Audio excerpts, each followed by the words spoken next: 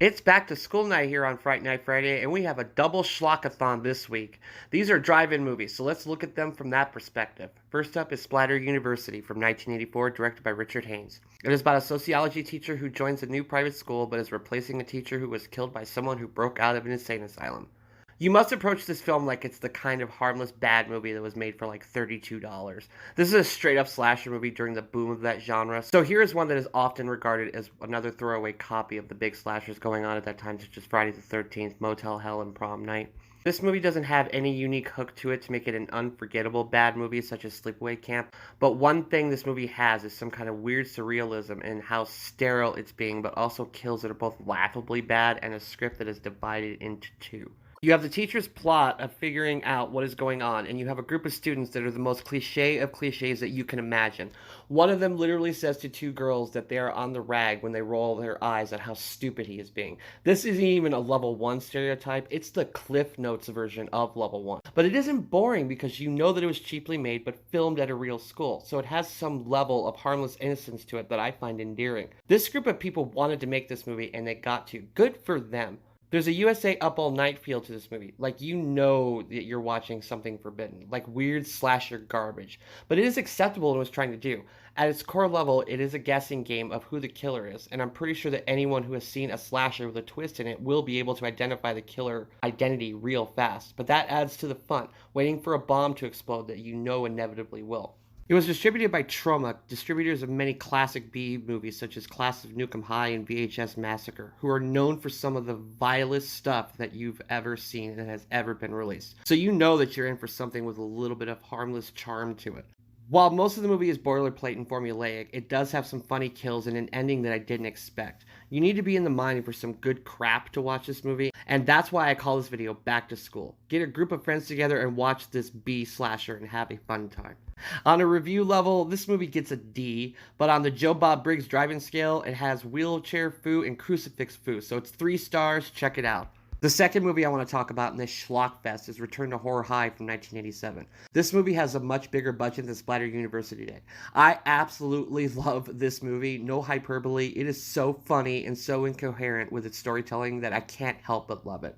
The movie has George Clooney getting murdered, and that already makes it a highlight. I love it when I see big celebrities earlier in their careers playing small roles in older horror films. It brings a smile to my face because I know that horror films will live forever. The movie is a sequel to a film that you don't need to see because going into this movie cold with no knowledge of its predecessor makes it an even more WTF kind of movie. Basically, the plot is someone killed a bunch of people at a high school and they were never caught. Now they are making a movie inside of the school that recreates the original murder. This was a movie within a movie almost a decade before Scream. But Scream is a classic that redefined the slasher genre, and this is a camp classic, so we know who wins that fight. But I still think Return to Horror High has a place in horror history. While we are watching the filmmakers create this movie and you see them slowly getting murdered both fictionally and in real life, we cut forward like a flash forward kind of to a group of police officers who are piecing together the crime scene of the school for this new series of murders, so you know that these people are screwed.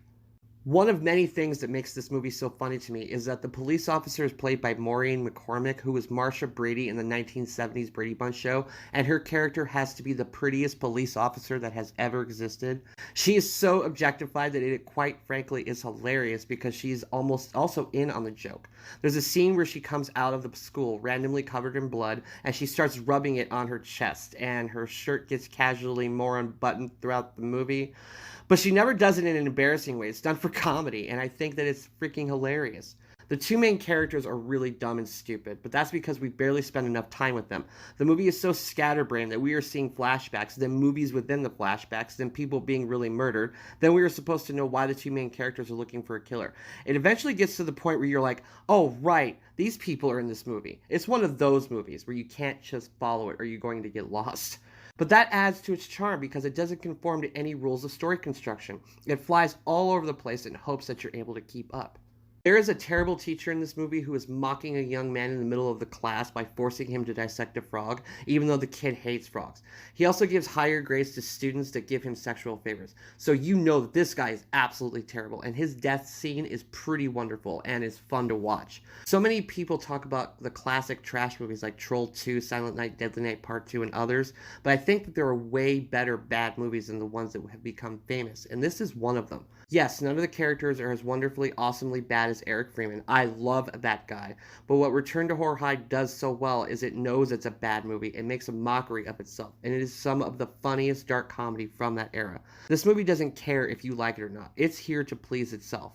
The ending is the biggest rug pull I can think of from a slasher movie of that era, but not because the final girl dies or some typical slasher genre subversion, but because it just wants to tell you what you just saw was both real and one big joke at the same time. It is hilarious, but some people I've watched it with felt insulted by the ending, so you have to see how it makes you feel. I think it's great. I can't do this movie justice because I absolutely love it. It's a trash classic to me. Just please watch it for some of the best random garbage that confuses you. I give Return to Horror High a B- or 3 stars out of 4. 4 stars out of 4 on the camp level, which is why we're truly here.